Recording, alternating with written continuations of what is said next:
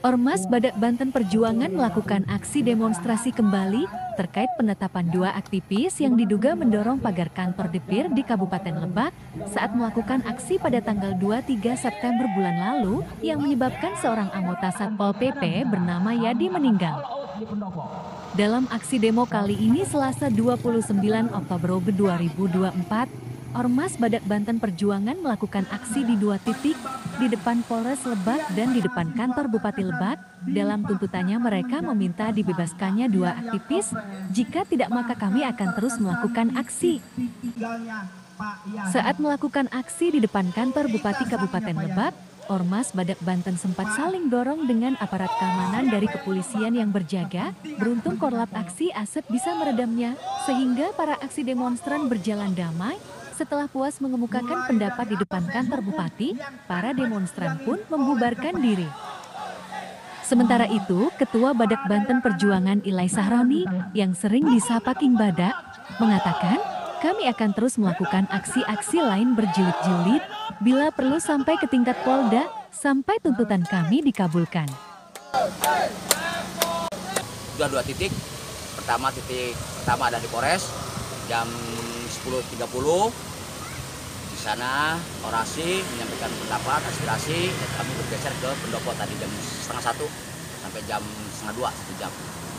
Aksi demo kami adalah aksi menuntut hak dan keadilan dari sebagai aktivis Lebak yang tadi saya katakan bahwa ada kriminalisasi dengan objek hukumnya adalah aksi 23 September di DPRD. Di mana bahwa aksi itu secara tendensius menuduh aktivis Lebak telah membunuh saudara anggota Satpol PP almarhum Yadi akibat insiden terbenturnya oleh pagar dewan.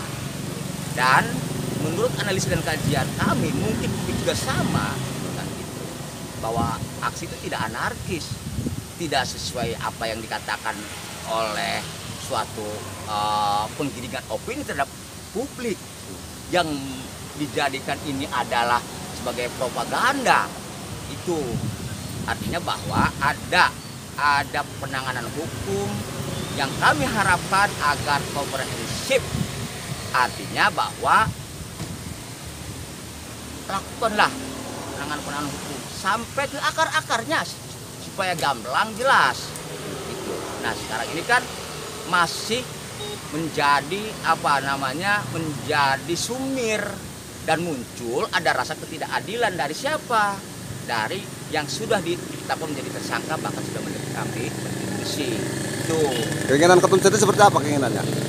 Harapan kami sebagai perwakilan dari aktivis Lebak, harapan tadi itu kami sangat mendukung penanganan hukum besar apapun kecil yang berkaitan dengan rangkaian hukum harus ditegakkan, harus ditangani, tapi dengan objektif berdasarkan fakta-fakta hukum yang terjadi di lapangan. Nah artinya bahwa dalam penanganan ini, penegakan ini, lakukan investigasi secara menyeluruh, tadi komprehensif itu, baik dalam objek yang dijadikan propaganda oleh penggiring opini maupun yang menjadi objek dalam penanganan hukumnya.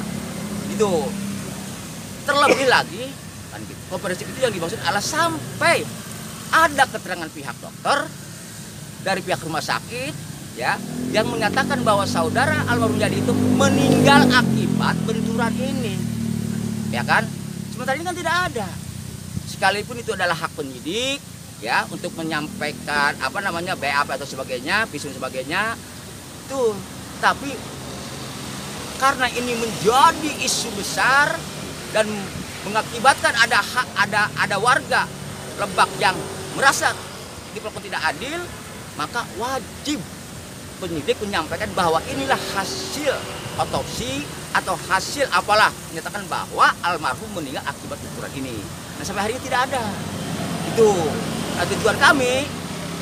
Kalau itu tidak ada, apa dasarnya kematian seseorang? Nah, itu. Nah terlebih lagi Pak Yadi begitu meninggal di sini, begitu tertimpa di sini, kan sempat dirawat di RSCA Adi Darmo. dapat beberapa hari disuruh pulang oleh tim medis. Nah, artinya bahwa jejak rekam dari benturan ini tidak sudah normal, sudah baik lah, sehingga medis Aji Darmo menyuruh pulang. Dibawa ke rumah dan dapat beberapa hari kemudian ngedrop. Dibawalah ke rumah sakit di kawasan Jakarta. Dirawatlah, dapat beberapa hari kemudian meninggal. Nah, tambah-tambah lagi atau alih-alih lagi tidak ada keterangan dari pihak dokter rumah sakit yang menangani di Jakarta tentang kematian Kak Yadi. Tapi kenapa tim penyidik ini kan seolah-olah menjustis bahwa ini adalah akibat benturan di sini. Nah itu. Jadi harapan kami, hayu babarengan agar publik, agar ada tidak ada pihak yang merasa terjolimi, terjadi atau tidak ada rasa yang tidak diperlakukan tidak adil. Hukum harus kita tegakkan. Kecil dan besarnya harus kita lakukan itu. Ya, upaya untuk memenuhi unsur keadilan. Itu. Dan andaikan belum juga menempuh tadi itu, ya kalau patutnya harus dihentikan, hentikan penyidikan. Kasihan mahasiswa, kasihan aktivis, kasihan. Mereka sedang menyusun kritisi, kan gitu. Jangan kita korbankan akibat suatu keinginan apalah kan gitu. Ya kan gitu. Jangan korbankan anak masyarakat kecil, kasihan. Mari kita ketuk nurani kita masing-masing. Kita adalah manusia, kita adalah warga sama-sama warga negara Indonesia yang baik, kan gitu. Taati hukum dan mari kita tegakkan hukum dengan koridor yang jelas dan benar. Itu.